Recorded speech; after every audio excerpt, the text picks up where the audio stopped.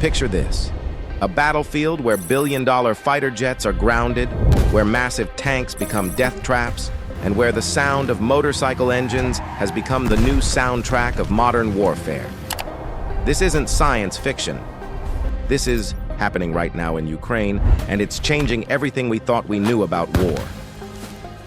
Over 1,260 days into this conflict, something extraordinary has emerged from the chaos. Military strategists worldwide are scrambling to understand how civilian motorcycles have become one of the most effective weapons on the modern battlefield. The tactics being developed in Ukrainian wheat fields are already being studied by NATO commanders. Target confirmed. And what they're discovering is forcing them to rewrite decades of military doctrine. But here's what makes this story even more fascinating. The motorcycle revolution didn't happen by accident. It was born from a technological arms race that began with something as simple as a commercial quadcopter bought from an electronics store. 3 years ago, drones were mainly seen as expensive military toys or civilian photography gadgets. Today, they've become the apex predators of the Ukrainian battlefield. Ukraine's fight for survival has increasingly become a battle of the drones, revolutionizing military thought in the process. The numbers tell a staggering story. Small drones that cost less than a car payment can now destroy tanks worth millions of dollars. Ukrainian forces have developed suicide drones carrying 12-kilogram warheads that can punch through the armor of Russia's most advanced battle tanks. These aren't sophisticated military systems built in defense factories. Many are assembled in garages and workshops using components you could order online. What's truly revolutionary is how quickly these weapons evolved. Early in the war, both sides were using basic commercial drones to spot enemy positions. Now, we're seeing fiber-optic connected drones that can't be jammed, swarm attacks coordinated by artificial intelligence, and aerial mines that detonate. When shot at, turning every missed shot into a Ukrainian victory, unjammable fiber-connected weapons are spreading from Ukrainian battlefields as drones continue to reshape warfare. This isn't just changing how wars are fought in Ukraine. It's revealing the future of all military conflict. But drones created an unexpected problem. They made traditional warfare almost impossible. Here's something that would have seemed absurd to military planners just 5 years ago. The most advanced tanks and armored vehicles in the world have become practically useless in Ukraine. Not because they can't fight, but because they can't hide. Russian T-90M main battle tanks, each worth over $3 million, are being destroyed by drones that cost less than a decent used car. Armored personnel carriers that were designed to protect troops have become coffins on wheels. The thermal signatures from their engines make them visible to drone operators from kilometers away, and their size makes them easy targets. Russian soldiers ride a motorbike past destroyed houses in the village of Kazachya Lokhnya on March 18, 2025, which was previously held by Ukrainian troops and recently retaken by Russia's armed forces. This image perfectly captures the new reality of warfare. Traditional military convoys stretching for kilometers have become what soldiers now call death parades. The old doctrine of massing armor for breakthrough attacks has become suicide. In an age where a single drone operator can track and destroy dozens of vehicles, this forced both sides to ask a crucial question.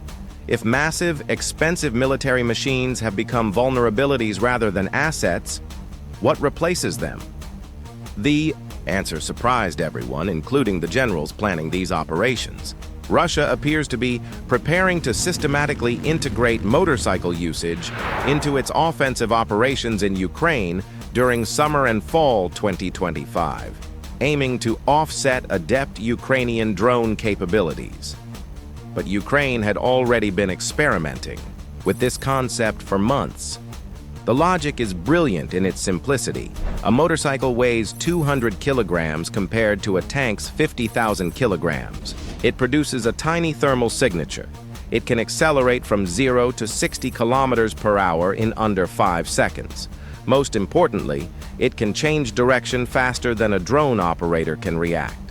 Real combat footage shows these motorcycle units in action, and it's unlike anything in military history. Squads of 2 or 3 bikes race across open ground in serpentine patterns, making them nearly impossible for drones to track and target. When they reach their objective, the riders dismount with anti-tank weapons that can destroy vehicles worth millions of dollars. Each motorcycle squad carries specialized equipment to counter modern threats. Frontelligence Insight reports that units deploy 2 to 4 portable electronic warfare (EW) systems to jam Ukrainian drones, a critical advantage in a war where unmanned aerial vehicles dominate. But here's what makes this truly revolutionary. These aren't military motorcycles designed for combat. They're civilian dirt bikes, often purchased from regular dealerships. The military is literally buying Honda and Yamaha motorcycles and converting them into weapons of war. The psychological impact on enemy forces has been enormous. Imagine being in a fortified position when suddenly dozens of motorcycles appear on the horizon, racing toward you in a coordinated attack. It's fast, it's chaotic, and traditional defenses aren't designed to handle it. While motorcycles race across the ground, there's another battle happening that most people never see. It's fought with electromagnetic waves, radio frequencies, and computer code. This is electronic warfare, and it's become just as important as bullets and bombs.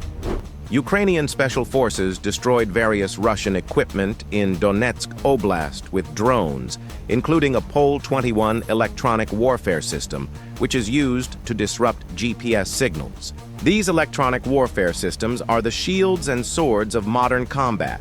Every drone depends on radio signals to receive commands and transmit video. Electronic warfare systems try to jam these signals, essentially blinding and deafening the drones. But Ukrainian engineers have responded with fiber optic cables that physically connect drones to their operators, making them impossible to jam. The motorcycle units carry portable jamming equipment specifically designed to create dead zones where drones can't operate. It's like having an invisible umbrella that protects them from aerial attack. But Ukrainian forces have countered with drones that hunt for the electronic signatures of these jamming systems. This has created a technological arms race happening at the speed of software updates. New countermeasures are developed, tested, and deployed in combat within weeks. What works today might be obsolete next month. The electronic warfare dimension has become so important that both sides now consider it a separate domain of combat, equal in importance to land, sea, and air. Operations. While the tactical innovations grab headlines, there's a broader strategy at play that's equally important. Drones launched by Kyiv are targeting deeper into Russian territory than in past, and these strikes are carefully chosen for maximum economic impact. A Ukrainian drone attack sparked a major fire at an oil depot in Sochi in southern Russia. The governor of Russia's Krasnodar region, Veniamin Kondratiev, said on Sunday.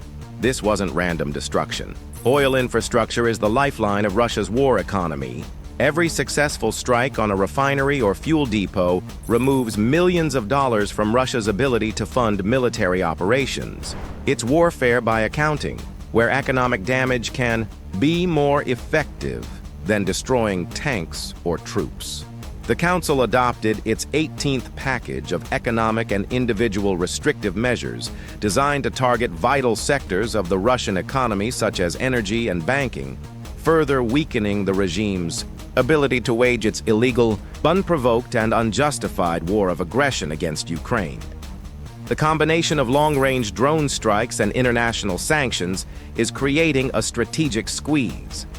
Russia has to choose between defending its economic infrastructure and supporting frontline operations. Each decision creates vulnerabilities elsewhere. Ukraine has essentially turned the entire Russian economy into a battlefield, where every oil refinery, every bank, and every logistics hub becomes a potential target. Behind all these military innovations, there's a diplomatic chess game being played at the highest levels.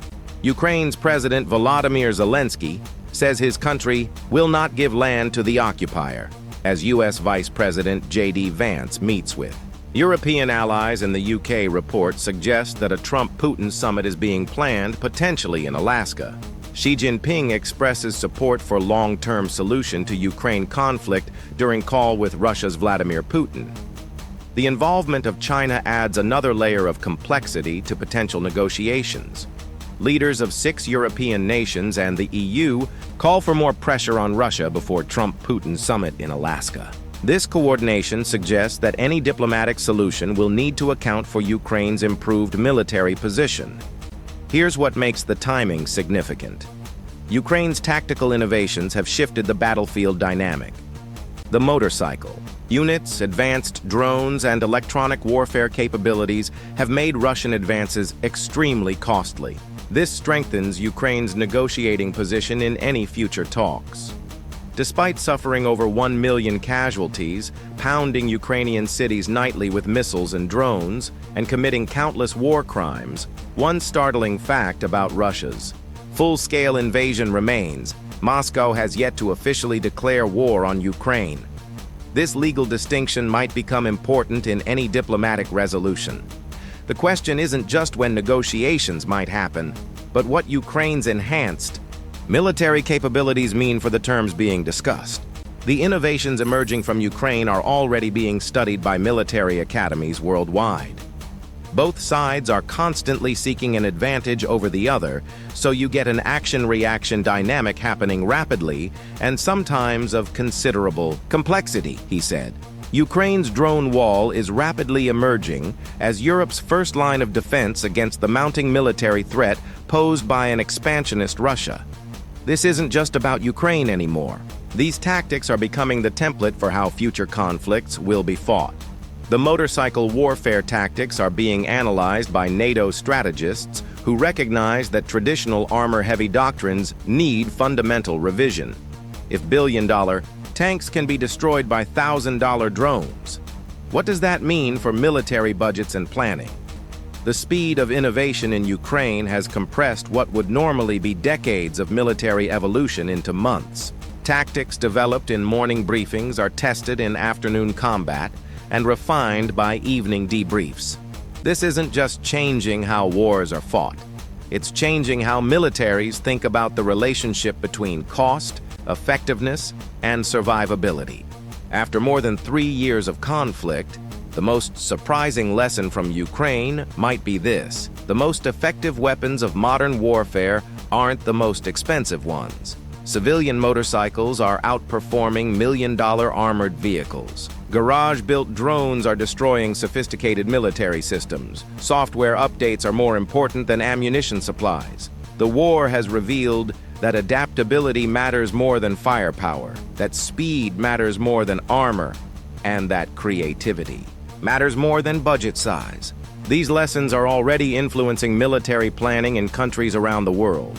Ukraine's conflict has become an unintended laboratory for 21st century warfare, where every day brings new innovations that challenge everything military strategists thought they knew. The motorcycle riders racing across Ukrainian fields aren't just fighting for territory. They're defining the future of warfare itself. The next time you see a motorcycle on the street, remember that this simple machine has become one of the most revolutionary weapons of our time. And in a world where conflicts seem increasingly inevitable, the lessons from Ukraine's war bikes might determine who wins and loses battles that haven't even been fought yet.